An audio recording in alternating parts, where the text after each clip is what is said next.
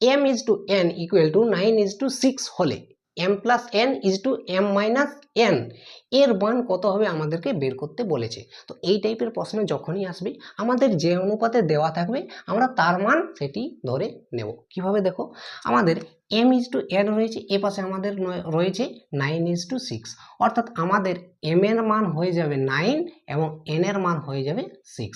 এরপর আমাদেরকে যা বের করতে বলবে সেক্ষেত্রে আমরা পুট করে দেব। তো দেখো আমাদের m প্লাস n বলেছে, তো m এর মান এক্ষেত্রে আমরা কত পাচ্ছি 9 এবং n এর মান পাচ্ছি 6, তাহলে 9 প্লাস 6 আমাদের হয়ে গেল। এরপর আমাদের কি বলেছে m মাইনাস n, অর্থাৎ 9 মাইনাস 6। এরপর দেখো এটার মান কত হবে, 9 6 আমাদের কত হবে 15, এবং 9 থেকে যদি আমরা 6 বিয়োগ করি তাহলে আমাদের হয়ে যাবে 3। এরপর যদি এটা আমরা 3 দ্বারা কাটি, 3 5 15 এবং 3 1 3, আমাদের ফাইনালি অনুপাত হচ্ছে 5:1।